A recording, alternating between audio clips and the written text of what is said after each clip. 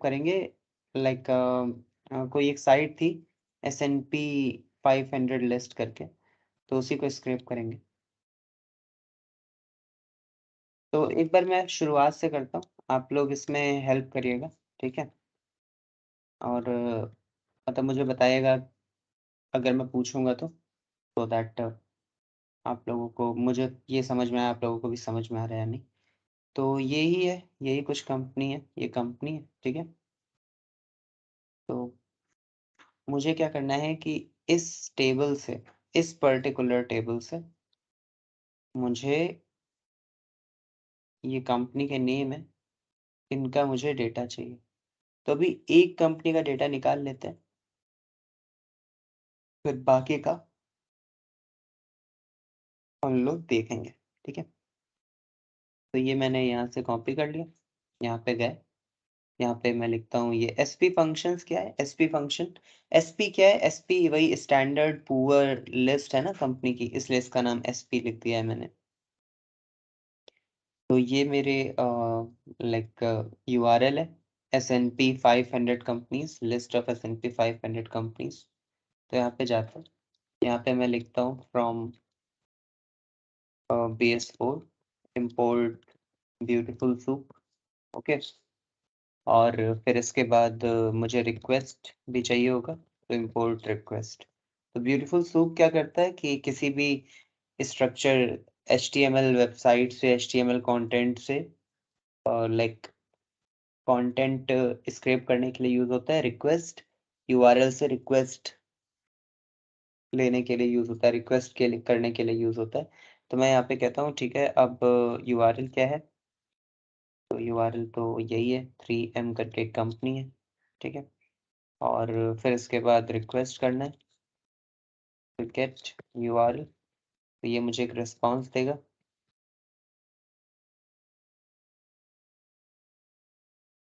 और जब मुझे रिस्पॉन्स मिल जाएगा फिर मैं इससे कंटेंट ले लूँगा, तो HTML टेक्स्ट।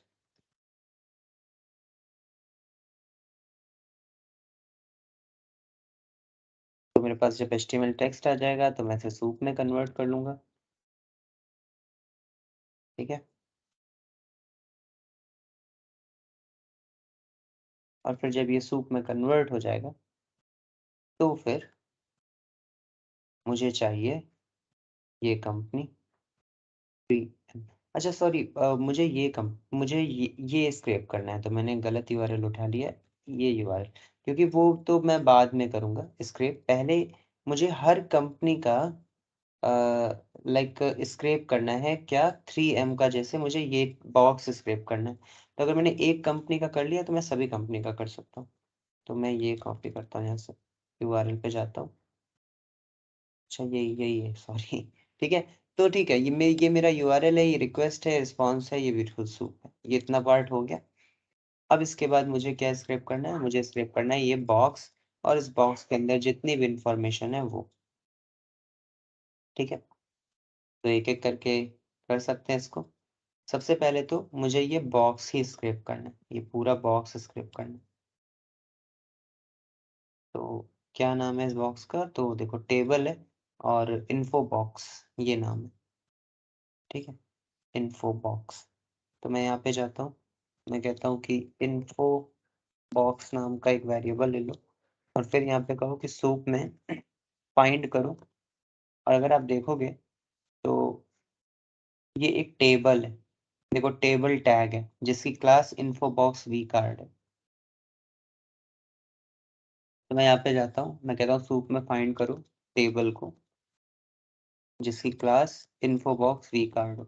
तो आप देखो, क्योंकि जब भी स्पेस होता है ना क्लास के बीच में, तो इसका मतलब उसकी मल्टीपल क्लासेस हैं। तो आप दोनों क्लासेस भी ले सकते हो, आप एक क्लास भी ले सकते हो। आप यहाँ पे सिंपली इन्फोबॉक्स लिखोगे तो आ जाएगा, कोई प्रॉब्लम नहीं है, ठीक है। और अब अगर मैं यहाँ पे प्रिंट करता हूँ इन्फोबॉक्स और रन करता हूँ, तो मेरे पास रिजल्ट आ जाएगा वो पूरा इन्फोबॉक्स का, ठीक है। तो ये मेरे पास टेबल आ गई है, ये पूरी टेबल है, ठीक है। तो ये पूरी टेबल आ गई है मेरे पास। अब मुझे इसमें क्या चाहिए? मुझे कैप्शन चाहिए, तो अगर मुझे कैप्शन चाहिए तो मैं कह सकता हूँ कि टेबल में कैप्शन फाइंड करो, तो मुझे मिल जाएगा 3M कंपनी, राइट। तो ये किया जा सकता है कि टेबल में कैप्शन फाइंड करो, ऐसा किया जा सकता है। अच्छा, एक और बात मैं आपको बताता हूँ। जैसे ये जो इन्फो बॉक्स है, ये एक टेबल है, तो टेबल के अंदर बहुत से टैग होंगे। अगर आप ऐसे लिखते हो ना, इन्फो बॉक्स डॉट कॉन्टेंट, ऐसे कॉन्टेंट्स, और आप इसे प्रिंट कर देते हो इस तरह से, तो ये देखो आपके पास एक लिस्ट आ रही है, और इस लिस्ट के अंदर जितने भी टैग हैं, अलग अलग टैग, जैसे देखो ये कैप्शन टैग है, और कैप्शन टैग स्टार्ट होके एंड हो गया, ये देखो, देख रहे हो आप? मतलब ये पहली वैल्यू है, पहला टैग पहली वैल्यू है, फिर दूसरा टैग दूसरी वैल्यू है ना? फिर तीसरा टैग तीसरी वैल्यू। अगर आप चाहो तो आप यहाँ पे लूप लगाकर देख सकते हो कि इन्फोबॉक्स डॉट कॉन्टेंट्स आपको क्या देता है। जैसे आप यहाँ पे कह दो फॉर आई इन इन्फोबॉक्स कॉन्टेंट, और फिर प्रिंट कर दो आई को और रन कर दो, तो ये देखो दो ही वैल्यूज आ रही है, एक आ रहा है कैप्शन, एक आ रहा है टी बॉडी। कैप्शन के अंदर आपकी कंपनी का नेम है, और टी बॉडी मतलब टेबल के अंदर की बॉडी है, उसके अंदर सब कुछ। ओके, सो देखो अगर आप इन्फोबॉक्स डॉट कॉन्टेंट्स लिखते हो, तो इससे क्या होता है कि इस इन्फो बॉक्स के अंदर जितने भी कंटेंट है, जितने भी टैग है, वो करके आ जाते हैं।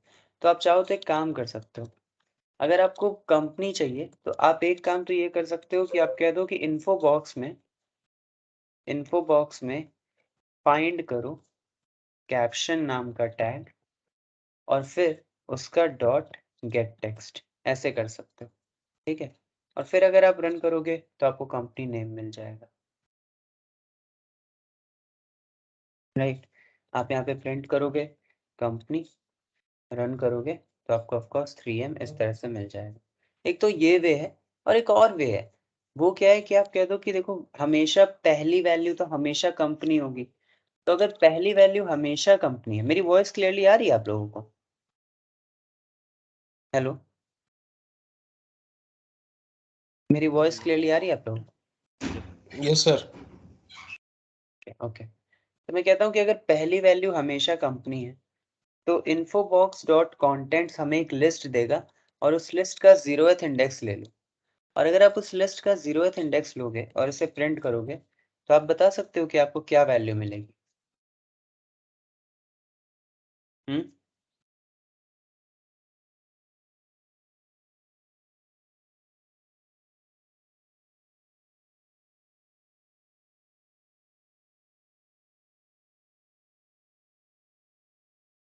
कंपनी का नेम आएगा सर पहले। बताइए। कंटेंट 0 क्या देगा आपको? कंटेंट 0 आपको सबसे पहला टैग देगा, कैप्शन टैग, यही देगा ना? टेबल के अंदर सबसे पहला टैग कैप्शन ही तो है, यही देगा। और फिर आप क्या कर सकते हो कि जब कंटेंट 0 मिल जाए तो उसका गेट टेक्स्ट कर दो, और अब रन कर दो, तो अभी भी आपको 3M कंपनी ही मिलेगा। तो there are two ways to do it, एक ये भी है, एक वो भी है, ठीक है? समझ में आए? ये दोनों वेज समझ में आए? बताइए। Yes, no?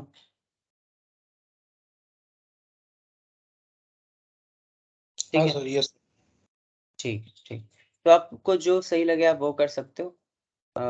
मैं क्या करता हूँ कि यहाँ पे लिख देता हूँ कंपनी नेम, कंपनी नेम, तो ये तो कंपनी नेम हो गया। अब इसके बाद मुझे और भी कुछ कुछ चीज़ें चाहिए। तो अगर आप देखोगे तो ये है तो पूरा का पूरा एक टेबल, और टेबल के अंदर ये टी बॉडी है, टी बॉडी का मतलब टेबल की बॉडी। तो इस टेबल की बॉडी को ओपन करते हैं, तो देखो सारे के सारे टेबल रो है। ये सब कुछ मैंने बताया था, टेबल रोज होती हैं, फिर टेबल रो के अंदर टेबल डेटा है, ठीक है? तो ये एक टेबल रो है, फिर ये एक टेबल रो है, फिर ये एक टेबल रो है। तो क्यों ना सबसे पहले सारी टेबल रो स्क्रैप कर लें। ये जो टेबल है मेरी, इस टेबल के अंदर जितनी भी टेबल रो है, पहले वो सारी की सारी स्क्रैप कर लेते हैं, सारी। तो मैं यहाँ पर जाऊंगा और कहूंगा इन्फो बॉक्स में जितनी भी टेबल है मुझे वो सारी चाहिए। तो इन्फो बॉक्स में जितनी भी रोज है मुझे वो सारी चाहिए, तो इन्फो रोज। और फिर मैं यहाँ पे कहता हूँ कि इन्फो बॉक्स में फाइंड ऑल और TR। तो ये मुझे सारी टेबल रोज दे देगा, सारी टेबल रोज मेरे पास आ जाएगी। ठीक है, फिर मैं हर टेबल रो से डेटा उठाता रहूंगा। मैं कहूंगा for row in info row, for row in info rows. तो एक एक करके सारी रो आएगी। तो पहले आएगी ये रो, ये टेबल रो आएगी। मैं कहूंगा देखो, मैंने आपको कल उस टाइम भी बताया था कि अगर इंडेक्स 0 है और इमेज है, और इंडेक्स 1 है और इमेज है, अगर ऐसा कुछ है तो इसे छोड़ दो, स्किप कर दो। तो मैं यहाँ पे आऊंगा और मैं कहूंगा अगर, और इंडेक्स के लिए मुझे एन्यूमरेट का यूज करना पड़ेगा। तो मैं कहता हूँ एन्यूमरेट इन्फो रोज, और यहाँ पे इंडेक्स। तो मैं यहाँ पे कहता हूँ कि अगर इंडेक्स 0 है और एंड जो रो है, जो आपकी रो है उसमें IMG टैग है। देखो ये रो है और इस रो के अंदर एक टैग है IMG टैग है, कहीं पे है आई थिंक, ये देखो ये IMG टैग। अगर एक IMG टैग है तो इसका मतलब है मुझे वो डेटा नहीं चाहिए, मुझे इमेजेस नहीं चाहिए। तो अगर इस रो के अंदर कहीं पे भी IMG टैग है तो फिर ये डेटा मुझे नहीं चाहिए। तो मैं यहाँ पे जाऊंगा और कहूंगा अगर इंडेक्स 0 है और रो में फाइंड करो IMG टैग, और अगर IMG टैग है, अगर ये दोनों है तो एक काम करो कंटिन्यू कर दो। कंटिन्यू मतलब स्किप कर दो ये पार्ट, दूसरी रो पे चले जाओ। नहीं तो अगर इंडेक्स 1 है, सपोज अगर इंडेक्स 1 है और रो डॉट फाइंड IMG है,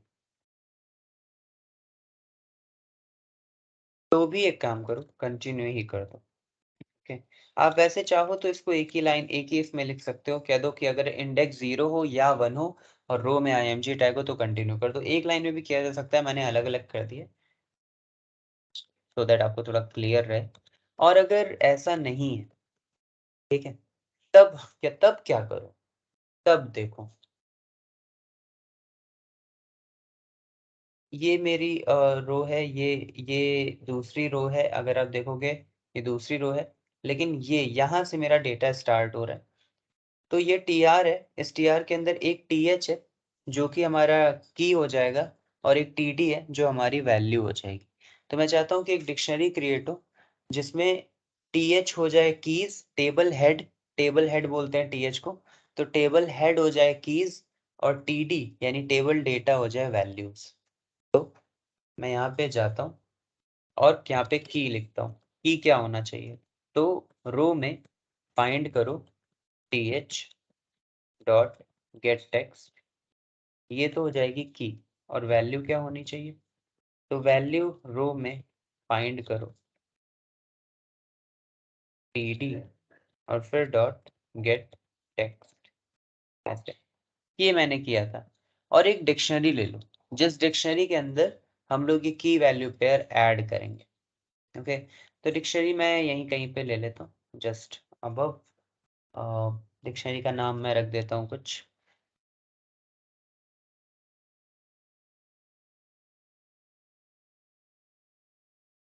कंपनी नाम रख देता हूँ डिक्शनरी का, सपोज। ठीक है, और यहाँ पे मैं जाता हूँ, कहता हूँ कंपनी की इज इक्वल टू वैल्यू, और फिर मैं बाहर आ जाऊंगा और यहाँ पे प्रिंट कर देता हूँ कंपनी को। ठीक है,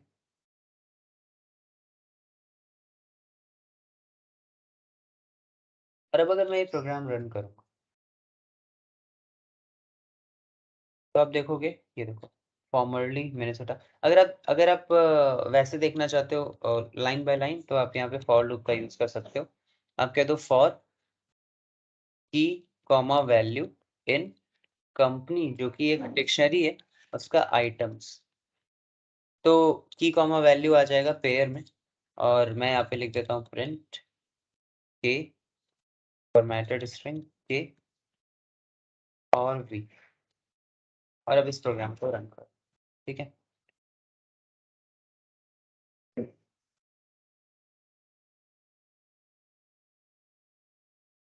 तो अब अगर आप देखोगे आपके पास इस तरह से एक रिजल्ट आ रहा है।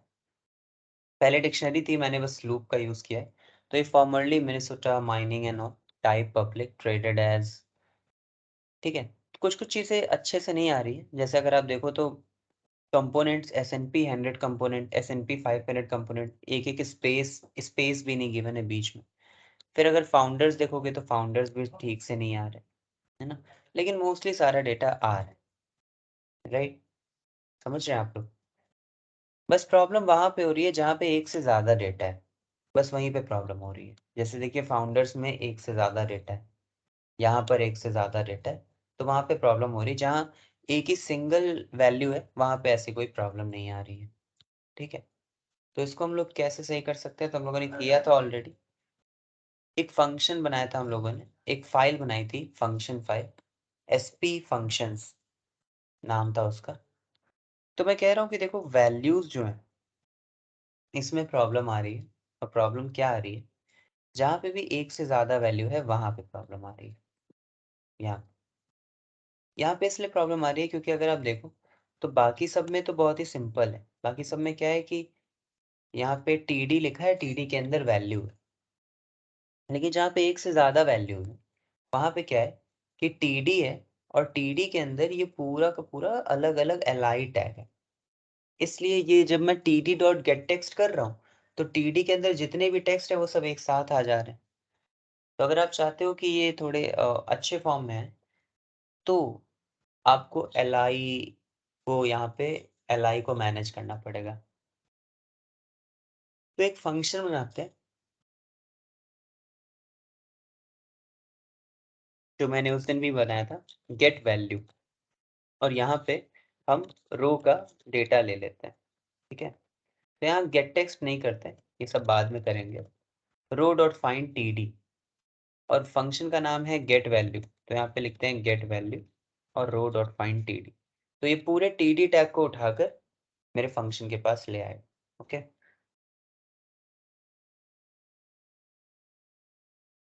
अब अगर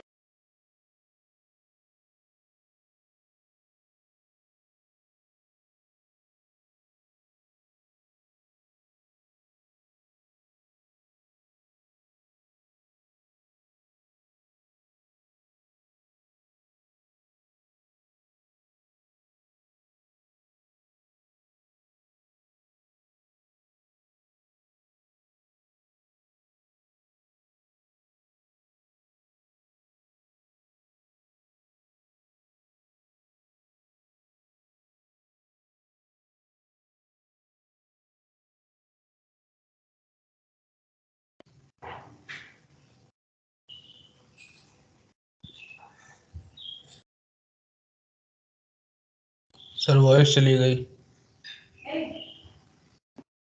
हेलो हेलो, वॉइस आ रही है मेरी? हेलो, हाँ सर अभी आ रही है अभी। ठीक। तो देखो बेसिकली मैं ये कह रहा हूँ कि रो डॉट फाइंड TD, ओके, कि मेरी रो में TD टैग उठा लो, गेट वैल्यू रो डेटा। तो यहाँ पे क्या होगा कि रो डॉट फाइंड TD मेरा पूरा TD टैग आ जाएगा। अब मैं कहूँगा कि अगर मेरे TD टैग में यानी रो डेटा में LI टैग है तो कुछ और करो, और अगर LI टैग नहीं है तो कुछ और करो। तो अगर LI टैग है तो हम कुछ और करेंगे, लेकिन अगर LI टैग नहीं होगा तो हम क्या करेंगे, हम सीधे सीधे वैल्यू दे देंगे। हम कहेंगे ठीक है, रो डेटा डॉट गेट टेक्स्ट, ये रिटर्न कर दो। रो डेटा डॉट गेट टेक्स्ट, ये रिटर्न कर दो। बेसिकली मैं कह रहा हूँ कि पहले तो TD टैग फाइंड करो वैल्यू में, और अगर उसमें LI टैग नहीं है तो एक काम करो, उसका टेक्स्ट रिटर्न कर दो। लेकिन अगर LI टैग है तब हमें कुछ और करना है। तब हम पहले सारे LI टैग फाइंड करेंगे। तो मैं यहाँ पे कहूँगा for LI in row data dot find all LI tag, सारे LI टैग फाइंड करो, और एक लिस्ट ले लो यहाँ पे एम्प्टी, और इस लिस्ट के अंदर एक एक करके सारे LI टैग का टेक्स्ट अपेंड करते चले जाओ। तो यहाँ पे मैं लिख दूंगा कि li.getText, हर li टैग का टेक्स्ट फाइंड आउट करो, हर li टैग का गेट टेक्स्ट ले लो, टेक्स्ट ले लो, और फिर क्या करो, l में उसे अपेंड कर दो, l में अपेंड कर दो इस तरह से, ठीक है।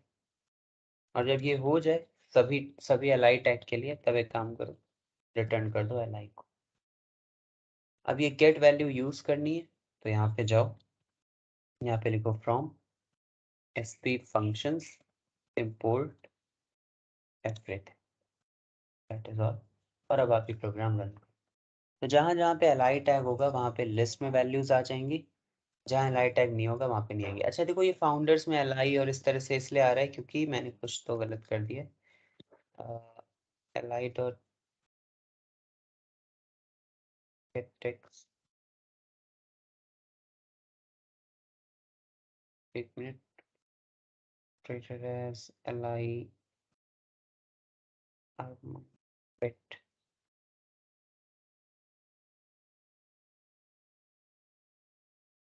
अच्छा ये li डॉट रिटर्न li कर दिया मैंने, रिटर्न l करना था, सॉरी। ये देखो, अब अगर आप देखोगे कि जहां जहां पे एक से ज्यादा वैल्यूज थी, अब वहां पे लिस्ट आ रही है, ओके। समझ रहे, जैसे ट्रेडेड एज में, फाउंडर्स में। तो यहाँ तक समझ में आया?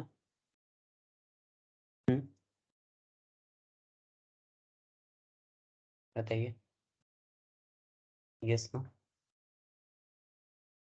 ठीक है, ओके। अच्छा अब अगर आप देखो तो इसमें एक वैल्यू है जो हमें दिख रही है, जो है ये /x0। मैं नहीं चाहता कि ये बाकी जगह भी हो सकती है, जैसे ये तो मेरी फर्स्ट कंपनी है, ऐसी और भी कंपनीज होगी, तो मैं नहीं चाहता ये सब वैल्यूज हो यहाँ पे। तो इस वैल्यू को यहाँ से कॉपी करो और रिप्लेस कर दो, यहीं पे रिप्लेस कर दो यहाँ पे। मतलब जब भी हम वैल्यू रिटर्न करें ऐसी कोई वैल्यू ना हो, तो रिप्लेस कर दो एम्प्टी स्ट्रिंग से। और यहाँ पे भी ऐसे ही कर दो, li.getText रिप्लेस कर दो एम्प्टी स्ट्रिंग से। अब ठीक है, अब आप इस प्रोग्राम को रन करो तो आपको ये भी वैल्यू नहीं मिलेगी, ओके। ये हो गया आपका एक कंपनी के लिए, ठीक है। नाउ अब इसमें और कुछ है जो हटाया जा सकता है।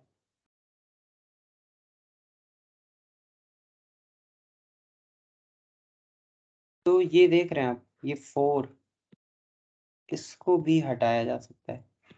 ये इसे कहते क्या है, इसे सुपर स्क्रिप्ट कहते हैं, सब कहते हैं इसे, SUP सब, ओके, सुपर स्क्रिप्ट। ये रेफरेंसेस हैं। तो अगर मैं यहाँ पर जाता हूँ सपोज और इंस्पेक्ट पे जाता हूँ, तो ये देखो सब नाम है इसका, SUP। मैं चाहता हूँ कि जब मैं यूजर से ये सारी वैल्यूज ले रहा था, ये पूरा का पूरा वेबसाइट का HTML टेक्स्ट ले रहा था, तभी मैं इसको हटा दूँ, ये SUP को पूरे पेज से, क्योंकि मुझे SUP यानी सुपर स्क्रिप्ट का, यानी इन रेफरेंसेस का कोई काम नहीं है, ओके। तो how to delete a tag, तो गूगल पे जाओ और सर्च करो how to delete a tag from HTML text, ठीक है।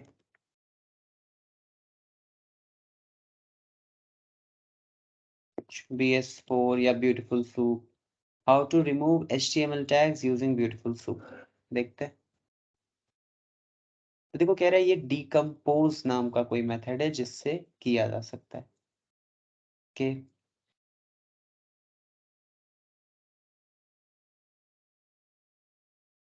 तो देखो ये कोई HTML डॉक्यूमेंट है यहाँ से लेकर यहाँ तक, फिर इसने एक फंक्शन बनाया है जिसमें इसने कहा for data in soup style और script data dot decompose, okay. तो बेसिकली ये क्या कह रहा है, ये कह रहा है कि स्टाइल और स्क्रिप्ट नाम के सूप के अंदर जो स्टाइल और स्क्रिप्ट है उसको रिमूव कर दो, ओके ठीक है। कोई और वे देखते हैं।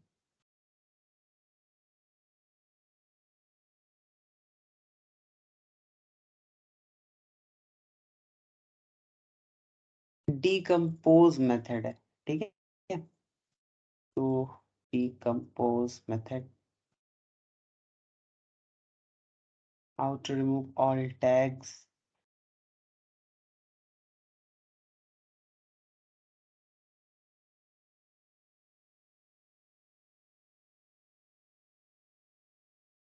एक काम करते हैं, डीकम्पोज मेथड से डिलीट हो जाता है, ठीक है।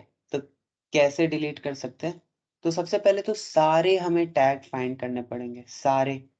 तो यहाँ पे एक फंक्शन ही बनाते हैं पहले तो, डेफ क्लियर रेफरेंस, ठीक है। डेफ क्लियर रेफरेंस, और क्लियर रेफरेंस नाम का फंक्शन ले लेते हैं। और यहाँ पे क्या करते हैं कि सबसे पहले तो फाइंड करते हैं सारे रेफरेंसेस, यानी कि सब, SUP सब। पे इसका क्या है, सब नाम है। तो सूप में मुझे फाइंड करना पड़ेगा सारे सब, राइट। ये तो सबसे पहले तो ये सूप यहाँ से यहाँ पे उठा लेते हैं, सूप। अच्छा देखो, जरूरी नहीं है सूप में करें, आप चाहो तो इन्फो बॉक्स में कर सकते हो, क्योंकि हमें तो इन्फो बॉक्स से मतलब है और किसी से मतलब नहीं है। तो इन्फो बॉक्स ज्यादा अच्छा रहेगा, इन्फो बॉक्स। अब इन्फो बॉक्स में हमें सारे डिलीट करने, तो मैं कहता हूँ कि info box dot find all, सारे सब फाइंड करो, सारे सब। और फिर for SUP in info box dot find all सब। तो एक एक करके सारे सब आ जाएंगे। और अब हम इसे डीकम्पोज कर सकते हैं। डीकम्पोज करने के लिए क्या करते हैं, बस देखना है हमें। अच्छा, A डॉट डीकम्पोज ऐसे लिख देते हैं, तो ठीक है। यहाँ पे लिख देते हैं सब डॉट डीकम्पोज। देखते हैं ऐसा होता है कि नहीं होता है, पहले देखना पड़ेगा। बेसिकली मैं कह रहा हूँ कि पहले तो सारे सब टैग फाइंड कर लो, फिर एक एक करके सबको डीकम्पोज कर दो, ओके। तो अब आई थिंक हो जाना चाहिए। तो एक काम करते हैं, लूप से बाहर आके या फिर एक काम करते हैं, क्लियर रेफरेंस को यूज कर लेते हैं यहाँ पे। जब एक बार इन्फो बॉक्स ले लेते हैं तो यहाँ पे लिखते हैं क्लियर रेफरेंस इन्फो बॉक्स। तो ये इन्फो बॉक्स को लेकर यहाँ पर जाएगा, सब कुछ डिलीट कर देगा, ओके। और अब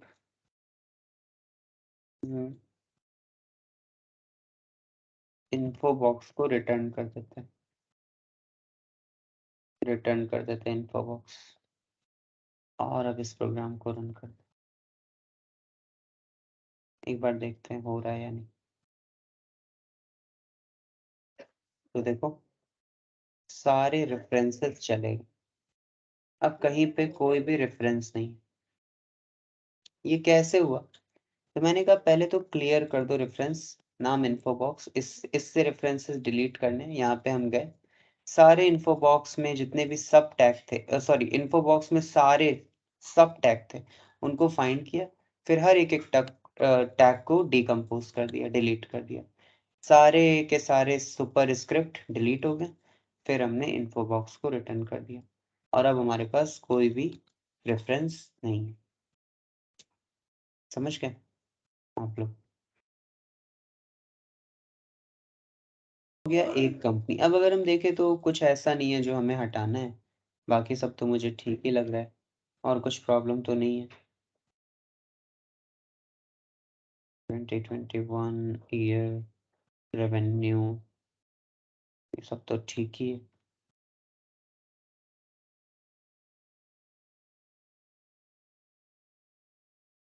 हाँ, ठीक है। बाकी मुझे कोई प्रॉब्लम नहीं लग रही है, बाकी सब ठीक है। तो ये मैंने एक कंपनी का डेटा स्क्रैप कर लिया। अब जब एक कंपनी का कर लिया है तो अब सभी कंपनी का करना है। सभी कंपनीज का करने के लिए मेरे पास सभी कंपनी का नेम होना चाहिए। तो अब ये मैंने किया जिस फाइल में, उस फाइल का नाम है मेन फाइल। ठीक है, मेन फाइल नाम है। अब एक काम करते हैं, अगर आप देखो तो ये मुझे एक डिक्शनरी देता है, राइट। और ये क्या करता है, ये किसी भी कंपनी का इन्फो बॉक्स फाइंड कर सकता है। किसी भी कंपनी का मतलब किसी भी कंपनी का डेटा फाइंड कर सकता है। तो क्यों ना मैं एक फंक्शन बनाऊं और इस फंक्शन का नाम रखूं डेफ गेट कंपनी डिटेल्स, ऐसे कि कंपनी की डिटेल्स फाइंड कर। और फिर यहां से लेकर, ये कंपनी से लेकर कहां से कहां तक, यूआरएल से लेकर, एक्चुअल में तो यहां से लेकर यूआरएल से लेकर, क्योंकि कंपनी का यूआरएल भी तो चेंज होता रहेगा। तो कंपनी के यूआरएल से लेकर सब कुछ इसी के अंदर जाएगा। तो गेट कंपनी डिटेल्स में मैं क्या करूंगा, मैं बस कंपनी का यूआरएल दे दूंगा यहाँ पे। जैसे ही मैं कंपनी का यूआरएल दूंगा, ठीक है, ये अपने आप उसकी डिटेल फाइंड कर लेगा। तो अब यहाँ से लेकर यहाँ तक जितना भी है उसे मैं कॉपी करता हूँ और कॉपी करके यहाँ पे पेस्ट कर देता हूँ।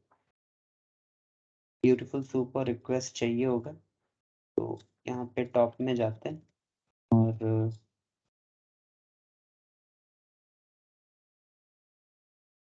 पेस्ट। अब देखो, ये तो गेट वैल्यू था, ये क्लियर रेफरेंस था, ये गेट कंपनी डिटेल्स। तो अब यहाँ पे ये यूआरएल लिखने की जरूरत नहीं है, ये हटा देते हैं। गेट कंपनी डिटेल्स क्या करेगा कि आप जिस भी कंपनी का यूआरएल यहाँ पे लिखोगे उसको पूरा स्क्रैप करेगा, उसका पूरा डेटा आपको दे देगा, कंपनी की इज इक्वल टू वैल्यू। और फिर जब सब कुछ हो जाएगा तो रिटर्न कर देगा कंपनी को, यानी कि एक डिक्शनरी को रिटर्न करेगा जिसके अंदर कंपनी की सारी डिटेल होगी। अब अगर आप देखो तो आपको ये सब कुछ करने की ज़रूरत नहीं है।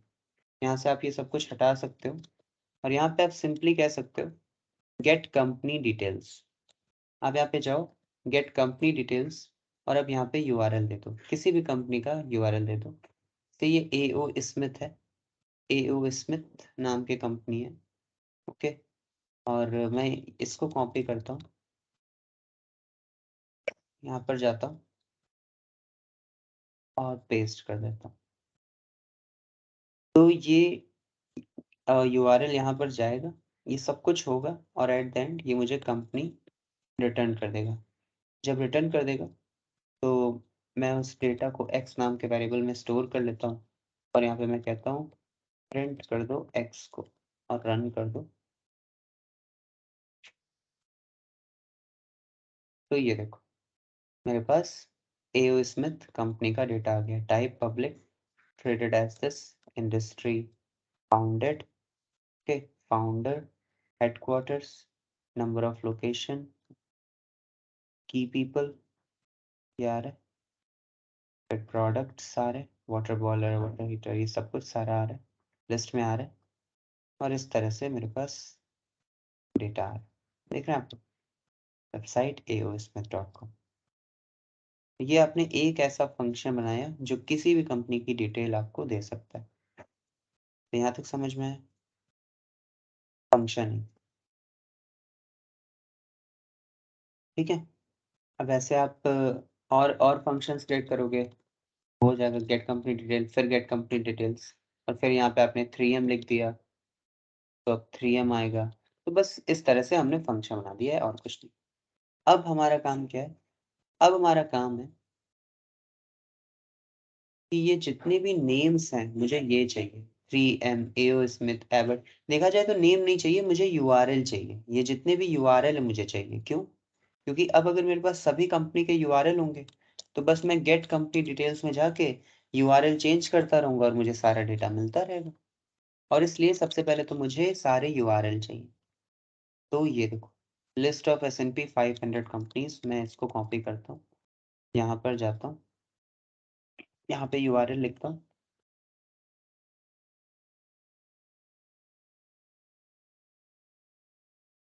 अब इसके अंदर मुझे चाहिए फिर ये टेबल चाहिए। अब इस टेबल को कैसे हम लोग फाइंड कर सकते हैं? तो कुछ नहीं, इंस्पेक्ट पे जाइए, तो ये टेबल है, टेबल का नाम है Vicky table, sort table, jQuery table sorter. तो देख रहे हो बहुत सी क्लासेस हैं, आप कोई भी क्लास यूज कर लो। मैं यहाँ पे जाता हूँ और विकी टेबल नाम का एक वेरिएबल ले लेता हूँ, और वो सब तो करना मैं भूल ही गया, सूप है ना। एक काम करते हैं, एक फंक्शन बनाते हैं जो मेरे लिए क्या करता है कि कन्वर्ट कर देता है किसी भी URL को सूप में। ओके, तो एक फंक्शन बनाते हैं, डेफ कन्वर्ट सूप, और इसमें हम URL देंगे, और जब URL मिल जाएगा तो सबसे पहले तो रिक्वेस्ट डॉट गेट URL, तो इससे रिस्पॉन्स मिलेगा।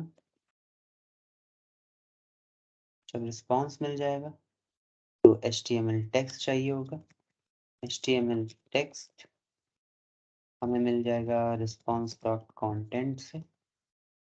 फिर जब HTML टेक्स्ट मिल जाएगा तो सूप, ब्यूटीफुल सूप में कन्वर्ट कर दो HTML टेक्स्ट को, और LXML का यूज कर लो, और फिर एक काम करो, रिटर्न कर दो, दैट इज इट। अब मुझे बार बार ये नहीं करना पड़ेगा, मैंने कन्वर्ट सूप नाम का फंक्शन क्रिएट कर दिया। अब यहाँ पे सिंपल बस कन्वर्ट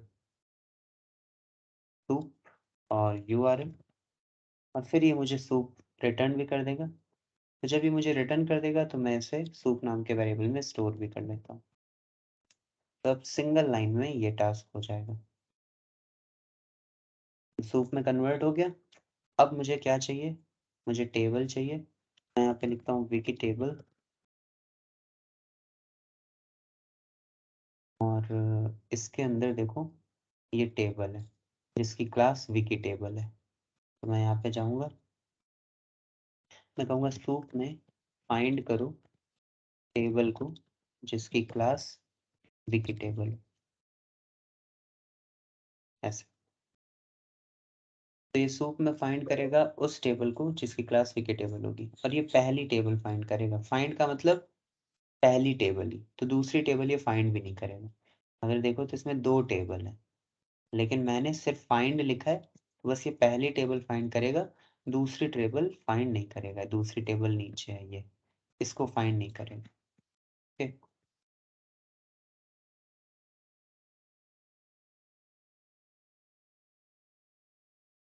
एक टेबल और है,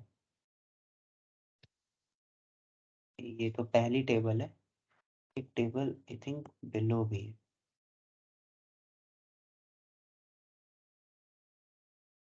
ये नहीं है क्या?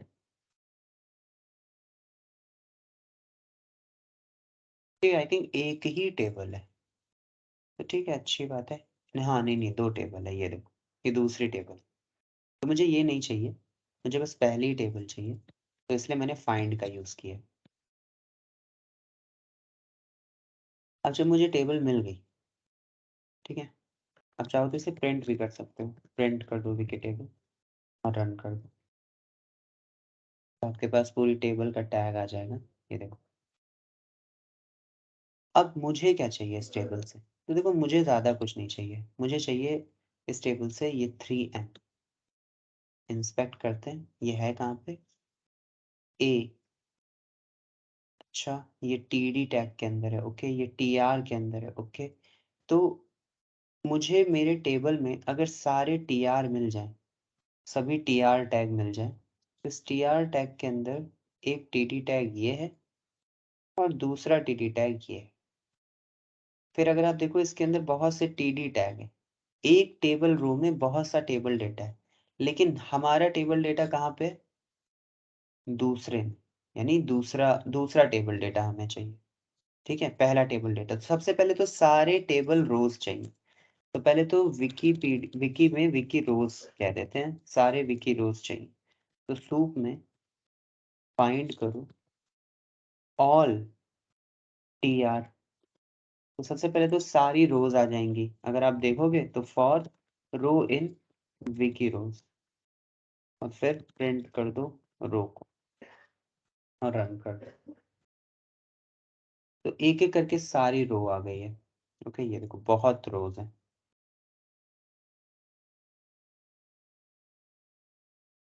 अच्छा, यहाँ पे विकी टेबल होगा, विकी टेबल। सूप से अब मतलब नहीं है, अब हमें जो भी करना है विकी टेबल में करना है ना। तो रन कर दो।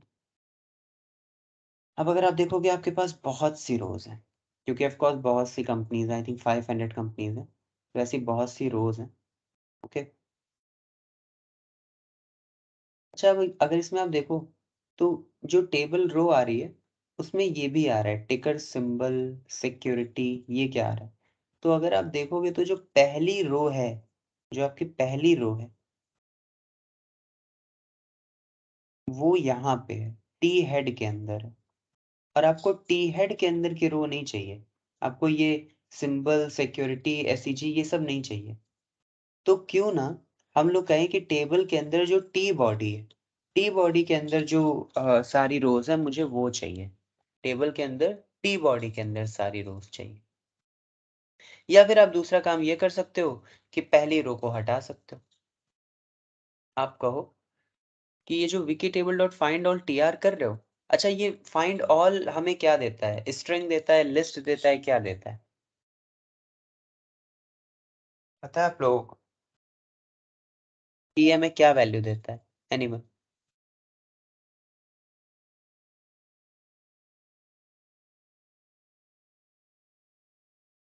एक मिनट वेट करेगा, मैं अपने लैपटॉप को चार्जिंग पे लगा दूं।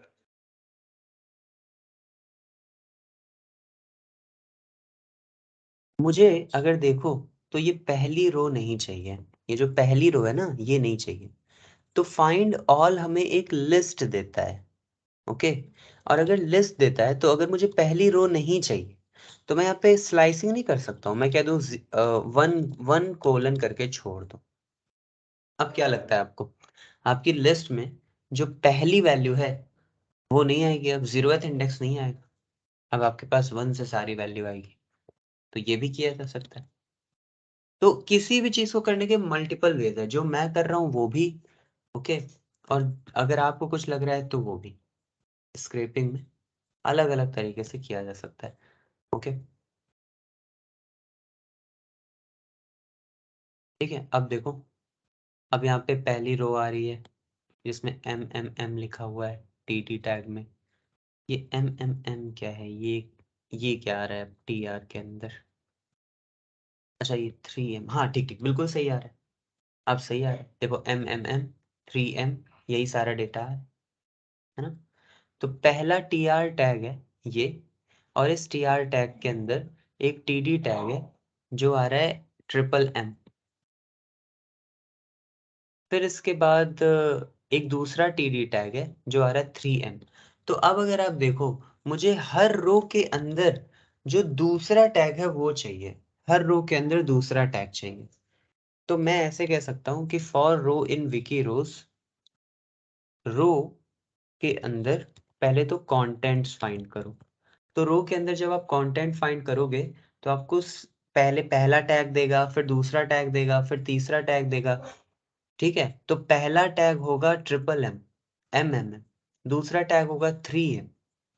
तो पहला टैग होगा जिसका इंडेक्स नंबर होगा 0, दूसरे टैग का इंडेक्स नंबर होगा 1। तो मैं यहाँ पे कहूंगा रो डॉट कॉन्टेंट्स 1। और फिर एक काम करो, चाहो तो डॉट गेट टेक्स्ट कर दो, ऐसे ऐसे कर दो डॉट गेट टेक्स्ट, और अब इसे प्रिंट कर दो और रन कर दो। तो ये देखो, ये आपके पास सभी कंपनीज के नेम आ रहे हैं। MM, एक मिनट, नहीं नहीं नहीं, ये तो गलत आ रहा है, वेट। रो इन विकी रोज, पहले फर्स्ट रो आएगा,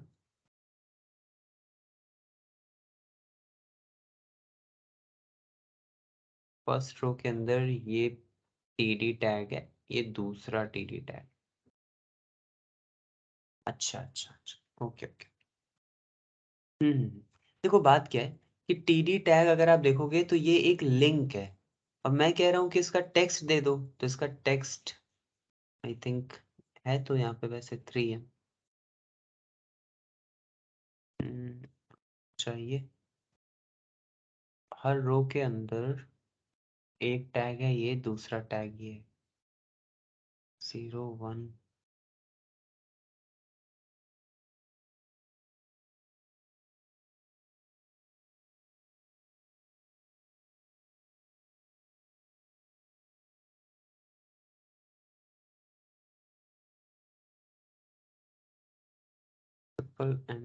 MAOS MAOS।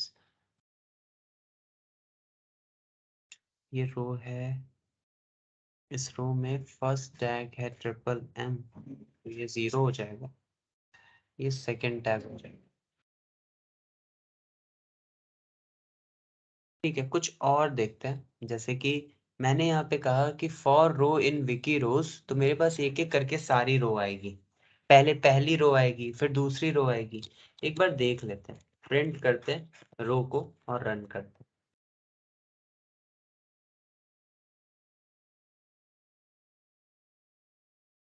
तो पहले TR, और इसके अंदर ये पहली रो है, और इसके अंदर पहला डेटा TD टैग आ रहा है M। फिर ये बंद हो गया, ये क्लोज हो गया, फिर एक और TD टैग आ रहा है 3M, फिर ये भी क्लोज हो गया। ठीक है, तो हर रो के अंदर जो दूसरा TD टैग है मुझे वही चाहिए, हर रो के अंदर दूसरा TD टैग। तो क्यों ना एक काम कर, यहाँ पे मैं कह दूं कि रो में find all TD tag, find all या TD टैग, तो सारी TD टैग आ जाएगा। पहला TD टैग आएगा, फिर दूसरा आएगा।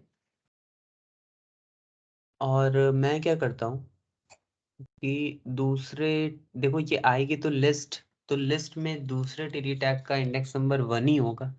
तो जो मैं कर रहा हूँ ये आना तो सही चाहिए, लेकिन अगर नहीं आ रहा है तो देखना पड़ेगा।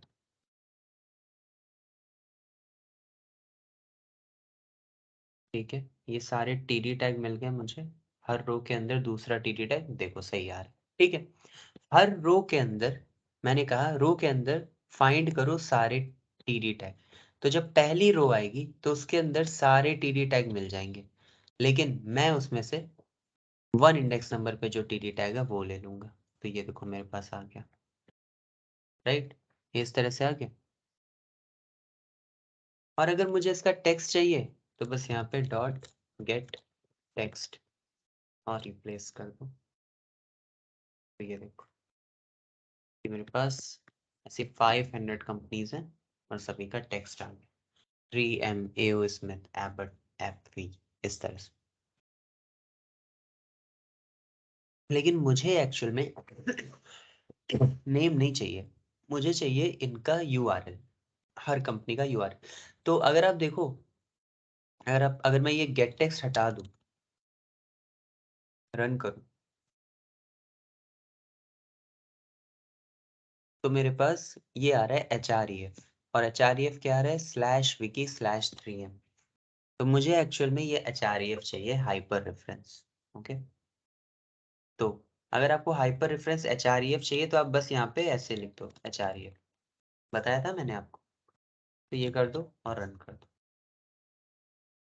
एक minute, there is some problem, row dot find all TD on HREF। अच्छा अच्छा, ये HREF पता है क्यों नहीं आ रहा है, ये इसलिए नहीं आ रहा है क्योंकि कोई ना कोई ऐसा कंपनी होगा जिसका HREF टैग ही नहीं होगा, कोई ना कोई ऐसी कंपनी होगी जिसका लिंक ही नहीं होगा। ओके, और मे बी इसी रीजन की वजह से नहीं आ रहा है। तो अब ये क्या, इसको कैसे डील करें, तो कोई तो ऐसा होगा जहाँ पे प्रॉब्लम हो सकती है, देखना पड़ेगा। वैसे ऐसे देखने की ज़रूरत नहीं है, लेकिन फिर भी अगर हमें दिख जाएगा तो ज़्यादा अच्छा रहेगा। मुझे तो यहाँ पे कोई दिख नहीं रहा है, खुद ही से देखना पड़ेगा यहाँ पे। तो मैं यहाँ पे क्या करता हूँ, ऐसे लिखता हूँ रो डॉट फाइंड ऑल td1, और ये मेरे कंपनी के नेम्स हैं, ठीक है। तो यहाँ नेम लिख देता हूँ अभी के लिए, और मैं कहता हूँ कि अगर if name dot find href, अगर नेम के अंदर href टैग है, तब मुझे नेम में जो भी href टैग है वो मुझे चाहिए, तो उसे वो प्रिंट कर दो। लेकिन अगर नहीं है तो छोड़ दो। अब अगर रन करते हैं इसको, ये name dot find href tag dot find all td1,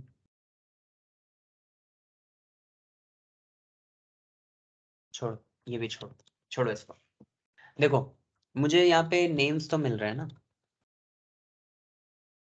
print करते हैं ऐसे सिंपल, कुछ और करते हैं, कोई और वे देखते हैं। तो ठीक है, मेरे पास ये सारे ये तो आ ही रहे, ये सारे के सारे टीडी टैग जिसके अंदर ए है। ओके ओके, तो देखो यहाँ प्रॉब्लम क्यों आ रही थी, मैं समझ गया। यहाँ प्रॉब्लम इसलिए आ रही है क्योंकि मैं रो में फाइंड कर रहा हूँ टीडी टैग, टीडी टैग के अंदर ए टैग है, और ए टैग के अंदर href है, समझे। तो टीडी टैग तो आपने फाइंड कर लिया, यहाँ पे हर टीडी टैग फाइंड कर लिया, लेकिन पहले आपको टीडी टैग के अंदर ए टैग फाइंड करना होगा, और अगर ए टैग होगा तब आपको href टैग फाइंड करना होगा। ओके, तो मैं यहाँ पे कहूंगा कि पहले तो रो डॉट फाइंड ऑल td1 मिल गया, अब इसके अंदर फाइंड करो ए टैग को, और जब ए टैग मिल जाए तब उसका href टैग फाइंड करो, और अब इसे रन करो।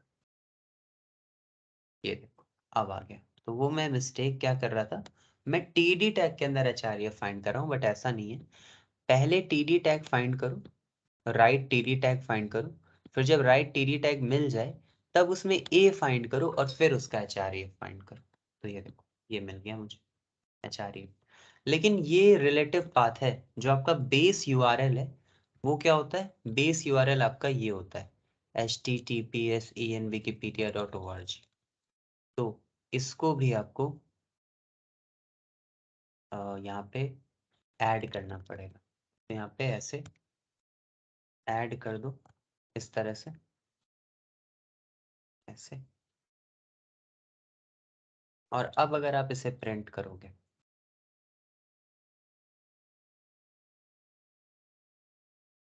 तो आपके पास हर कंपनी की लिंक आ जाएगी। और क्यों ना इसको मैं कहीं किसी लिस्ट में स्टोर कर लूँ, तो कंपनी लिस्ट या कंपनी यूआरएल लिस्ट ऐसे करके कुछ वेरिएबल ले लेते हैं, एम्प्टी लिस्ट। ओके, तो कंपनी यूआरएल लिस्ट एम्प्टी, और प्रिंट ना करके कंपनी यूआरएल लिस्ट में ये सारे के सारे यूआरएल अपेंड कर देते हैं। कंपनी यूआरएल लिस्ट में अपेंड कर दो, ऐसे लिखा जा सकता है, कोई प्रॉब्लम नहीं, एक ही लाइन में आ रहा था इसलिए एंटर कर दी। तो ये क्या करूँ, अपेंड कर दो। अब अगर आप देखो तो आपके पास सारी कंपनीज आ गई हैं, राइट, सारी कंपनीज आ गई हैं आपके पास, सभी कंपनी की लिस्ट आ गई। अब अगर आप चाहो तो आप ऐसे लिख दो for URL in company URL list, और फिर यहाँ पे गेट कंपनी डिटेल्स और यूआरएल, और फिर अगर आप चाहो तो यहाँ पे ऐसे प्रिंट कर दो। अब हर एक यूआरएल के लिए आपका get company details function run करेगा और आपको रिजल्ट दे देगा। तो देखो कहीं पे एरर आ गई है, अब ये एरर क्यों आई है तो ये हमें देखना पड़ेगा, ठीक है। तो ये एरर आई है, अगर आप देखो तो पहली कंपनी है फॉर्मरली, पहली कंपनी है मिनेसोटा माइनिंग यानी 3M। दूसरी कंपनी कुछ और है, दूसरी कंपनी का नेम क्या है, दूसरी कंपनी का नेम एओ स्मिथ है। यानी ये एरर आई है थर्ड कंपनी में। थर्ड कंपनी कौन सी है, थर्ड कंपनी है एबॉट, एबॉट में आई है। तो एबॉट में क्यों एरर आई है देखना पड़ेगा। तो एबॉट की लिंक को कॉपी करते हैं, यहाँ से यहाँ पे जाते हैं और ये जो कुछ भी लिखा है इसको लिखे रहने देते हैं, इसमें कुछ भी गलत नहीं है। जब डेटा ज़्यादा होता है ना तो कई चीज़ें होती हैं जो नई प्रॉब्लम्स होती हैं, तो उनको भी डील करना पड़ता है। तो ये सब कुछ बिल्कुल सही है, बस देखना हमें यह है कि वहाँ पे क्यों प्रॉब्लम आई है। तो गेट कंपनी डिटेल्स और URL में एबॉट का यहाँ पे लिख देता हूँ और अब यहाँ पे प्रिंट करता हूँ और देखता हूँ क्या एरर है। रन करते हैं। तो row.findth.getText, ओके। एक काम करते हैं, इसको सीधे सीधे प्रिंट नहीं करते, गेट कंपनी डिटेल्स करोगे तो मेरे पास एक डिक्शनरी आएगी, राइट। डी डिक्शनरी प्रिंट करते हैं for I, J in D। तो बेसिकली ये मैं क्या कर रहा हूँ, डी डॉट आइटम्स, ये मैं क्या कर रहा हूँ, मैं लाइक की और वैल्यू पेयर है ना, ये आई का मतलब की हो गया और जे का मतलब वैल्यू हो गया। तो अब मैंने के कॉमा वी लिख दिया और अब यहाँ पे प्रिंट फॉर्मेटेड स्ट्रिंग के और वी। कभी भी किसी भी कंपनी में कोई प्रॉब्लम आएगी तो ये कोड मैं रन कर दूंगा देखने के लिए कि कहाँ पे प्रॉब्लम आ रही है। तो आई थिंक ये पहले ही प्रॉब्लम आ जा रही है, इसीलिए कुछ भी रन नहीं हो रहा है, ठीक है। प्रॉब्लम आ रही है row.findth.getText में। क्यों आ रही है ये प्रॉब्लम, row.findth यानी कि प्रॉब्लम आ रही है यहाँ पे, ओके। मेरे ख्याल से पहले ही प्रॉब्लम आ जा रही होगी, इसी मतलब पहली ही रो में प्रॉब्लम आ जा रही होगी, इसीलिए कुछ भी प्रिंट नहीं हो रहा है। या फिर एक काम करते हैं, यहाँ पे प्रिंट करके देखते हैं, यहाँ पे प्रिंट करते हैं सो दैट यहीं पे मुझे पता चल जाए। यहाँ पे मैं प्रिंट करता हूँ कंपनी को, ये सब सिर्फ टेस्ट करने के लिए है। यहाँ पे मैं की ले रहा हूँ, वैल्यू ले रहा हूँ, कंपनी की वैल्यू, और प्रिंट कर रहा हूँ कंपनी को, ठीक है। तो ये सब कुछ हटाते हैं अभी के लिए, यहाँ से रन करते हैं, ठीक है। तो ये प्रॉब्लम कब आई है, तो देखो पहले टाइप पब्लिक कंपनी, ठीक है, फिर ट्रेडेड एज, यानी ये डेटा स्क्रैप तो कर रहा है, फिर इसने इंडस्ट्री स्क्रैप कर लिया, फिर इसने फाउंडेड स्क्रैप कर लिया, फिर इसने फाउंडर्स स्क्रैप कर लिए, हेडक्वार्टर स्क्रैप कर लिया, एरिया सर्व्ड, की पीपल, प्रोडक्ट्स स्क्रैप कर लिए, revenue, operating income, net income, total assets, total equity, number of employees, website के, वेबसाइट भी स्क्रैप कर ली। इसके बाद इसे प्रॉब्लम आई है, वेबसाइट के बाद प्रॉब्लम आई है। देखते हैं एबट में है क्या। एबट, ओके, वेबसाइट्स के बाद ये देखो, ये है कुछ, ओके ओके। ये प्रॉब्लम इसलिए आई है क्योंकि यहाँ पे अगर आप देखोगे तो वेबसाइट्स के बाद कुछ ऐसे लिखा हुआ है, फुट नोट्स, रेफरेंसेस, और उसका कोई टीएच है नहीं।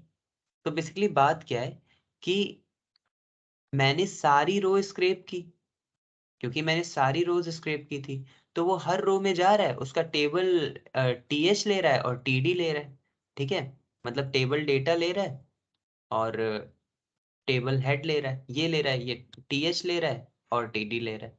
लेकिन जब वो सबसे लास्ट में गया, एकदम लास्ट में गया, तो उसे कुछ मिला ही नहीं, सिर्फ टीडी मिला, उस टीएच उसे मिला ही नहीं, ओके।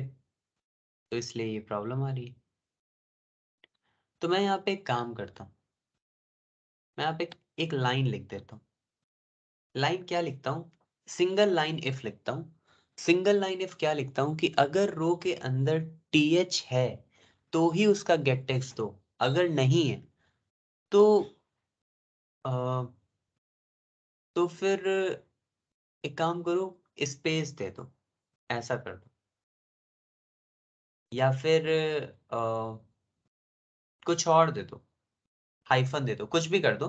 तो मैं यहाँ पे कहूंगा कि देखो, और ये मैं सिंगल लाइन इफ लिखने जा रहा हूँ, और सिंगल लाइन इफ आप लोगों को पता है ना, जैसे कि सपोज मैं कहता हूँ कि अगर 7 इज ग्रेटर देन 3 है तो इवन प्रिंट कर दो, नहीं तो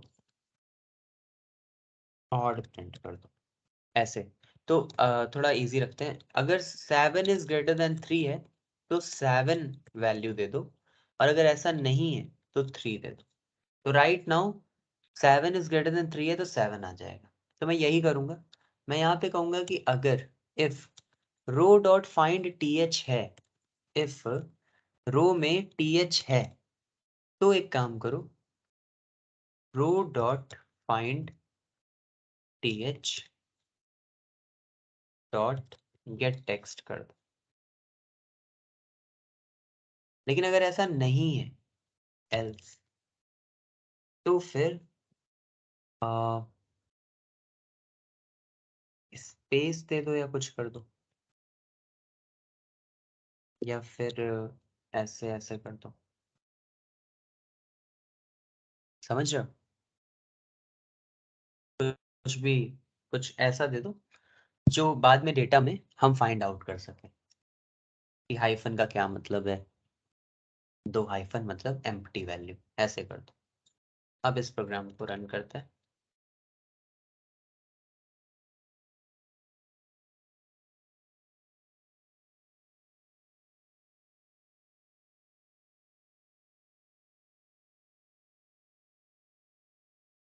पॉइंट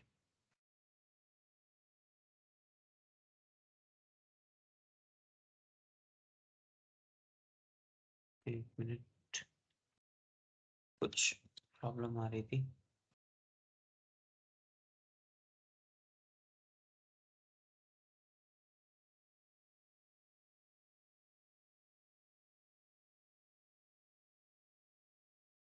गेट कंपनी डिटेल्स,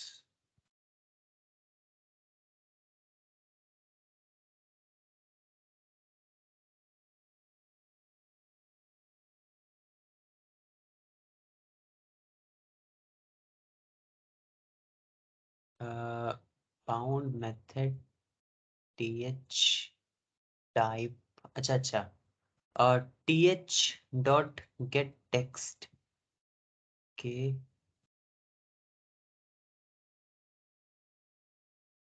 रो dot find th dot get text में मैंने ब्रैकेट नहीं दिया, ब्रैकेट देना होता है ना। ठीक है, अब देखो प्रॉब्लम नहीं आ रही, और इवन आपकी जो लास्ट वैल्यू है उसमें देखो इस तरह से आ रही कि अगर टेबल हेड नहीं है तो ऐसे दे दो, डबल हाइफ, समझ रहे हैं?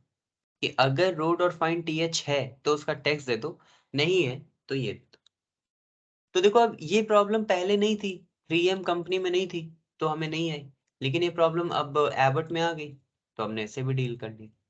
तो अब हम अगर इस पूरे को वापस से अनकॉमेंट कर दे, और अब मैं कहूँ for company in URL list get company details URL, और अब रन करता है।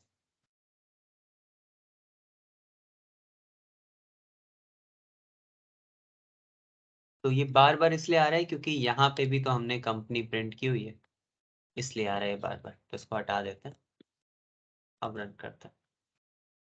तो हर URL के लिए गेट कंपनी डिटेल्स चल जाएगा, ठीक है? समझ रहे हैं आप? तो पहले तो यहाँ तक करिएगा सभी लोग कि डिक्शनरी आ जाए। अभी भी ये पूरा सही नहीं है, कहीं ना कुछ एरर आ सकती है अभी भी, ठीक है? लेकिन फिर भी आपके पास फिर भी काफी ह्यूज अमाउंट ऑफ डेटा आ रहा है।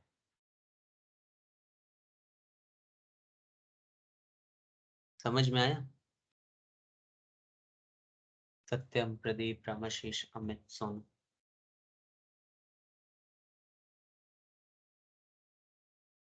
हेलो।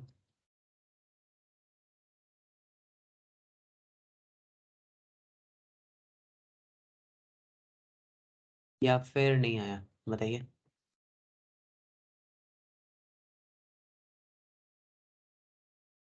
हेलो, मेरी वॉइस आ रही है?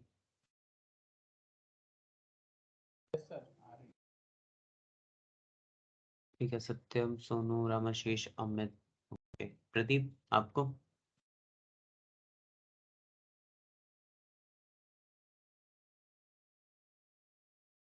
ठीक। सो दिस इज इट, यहाँ तक ही रखते हैं, इसके आगे हम लोग कल ही कवर करेंगे। पहले इतना करके लाइए सभी लोग। अब देखो, अगर हम लोगों ने क्या क्या किया है, तो पहले हम लोगों ने ये फंक्शन बनाया था क्योंकि हमें वैल्यू सही से नहीं मिल रही थी। फिर इसके बाद मुझे बार बार सूप में कन्वर्ट करना पड़ रहा था, तो मैंने कन्वर्ट सूप नाम का ही फंक्शन बना दिया। फिर मुझे रेफरेंसेस डिलीट करने थे, तो मैंने क्लियर रेफरेंस बना दिया। फिर मैंने गेट कंपनी डिटेल्स नाम का फंक्शन बना दिया, ताकि अब मैं बस ये एक लाइन लिखूं और मुझे सारा डेटा मिल जाए। और फिर एक एक करके मैंने पहले तो कंपनी के सारे नेम ले लिए, फिर उनका लिंक ले लिया, और फिर मैं गेट कंपनी डिटेल्स यूआरएल कर रहा हूँ, तो मेरे पास इस तरह से सारे कंपनीज के डेटा आ गए। ओके। अगर आप चाहो तो आप एक और काम कर सकते हो। आप ये गेट कंपनी डिटेल्स यूआरएल जो आ रही है, वो एक डिक्शनरी में आ रही है। तो आप डिक्शनरी आ रही है, तो आप डिक्शनरी को लाइक यूज कर सकते हो। जैसे डिक्शनरी है, तो आप डिक्शनरी अच्छे वे में भी तो शो की जा सकती है। ओके। तो आप चाहो तो ऐसे लिख दो कि फॉर की comma value in D dot items, और फिर प्रिंट कर दो फॉर्मेटेड स्ट्रिंग में की और वैल्यू। और ये आप सेव करके रख लो, जब भी आपको डेटा देखना हो तो आप इसी को रन कर सकते हो। अब अगर आप रन करोगे दोबारा से प्रोग्राम को, तो ये देखो, तो ये आपको हर कंपनी का डेटा दे रहा है। मिनेसोटा का है। फिर इसके बाद आप देखोगे तो पब्लिक। अगर आप चाहते हो कि डिफरेंस हो, तो यहाँ पे जब एक एक डिक्शनरी एंड हो जाए, तो आप यहाँ पे ऐसे कर दो, बस। ठीक है। तो अभी राइट नाउ एटलीस्ट आपको सारा डेटा शो हो रहा है, लेकिन ये बस यहाँ कंसोल स्क्रीन पे शो हो रहा है। एक समय के बाद आप इसको एक्सेल पे भी करोगे। ठीक है। जैसे ओके। तो यहाँ तक करके लाइएगा सभी लोग। अगर कोई प्रॉब्लम होगी तो पूछिए। कल कल भी ज्वाइन करना पड़ेगा। ठीक है। ठीक है देन।